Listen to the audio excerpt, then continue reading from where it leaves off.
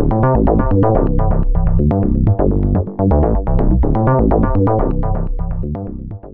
guys, so I had a student ask me a question. He just called me and we just got off the phone. So the question was, on his Glock, he has a Glock 23, this is a Glock 17, but we know the frame size is the same. He asked me, where do I put my finger on this trigger? How should I contact the trigger with my hand?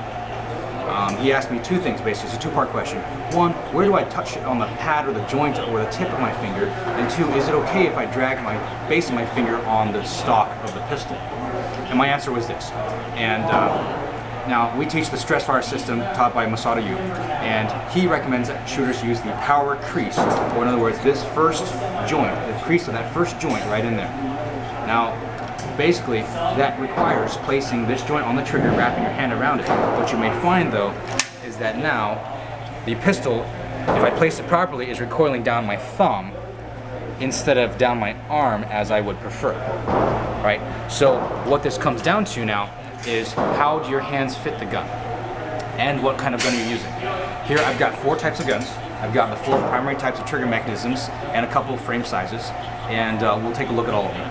So, one, the principle is that using the power crease will get you more strength on the trigger, but less dexterity, less precision on the trigger.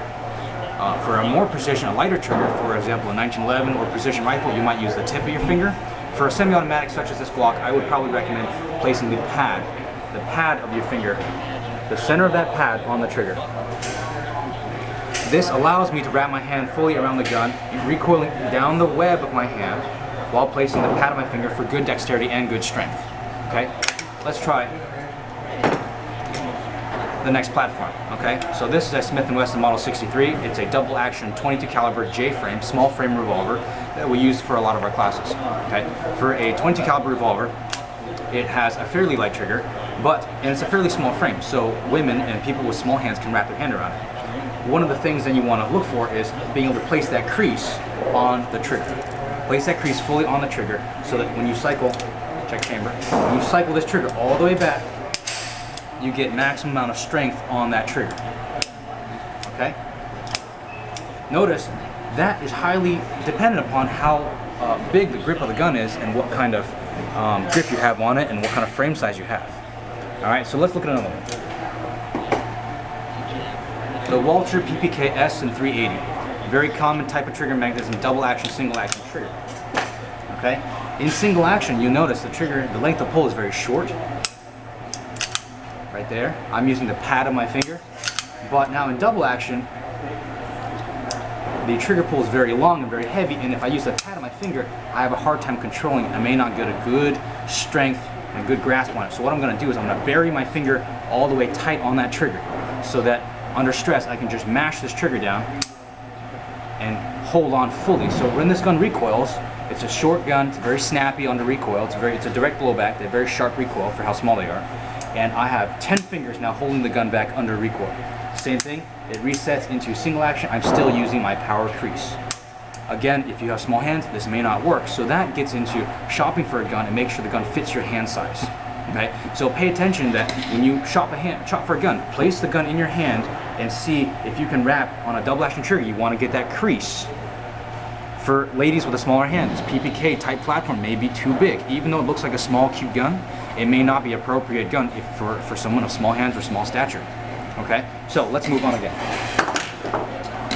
This is Todd, our student today, and this is his personal firearm, the SIG 938. Brand new. It's a very great gun. Okay? It's an excellent gun.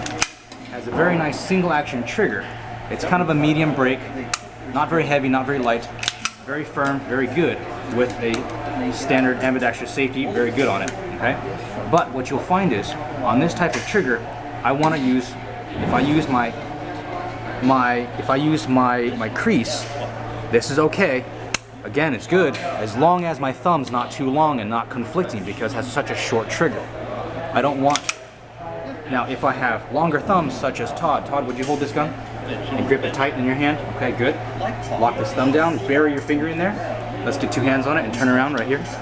Okay, now watch, if you bury your finger, now pull the trigger.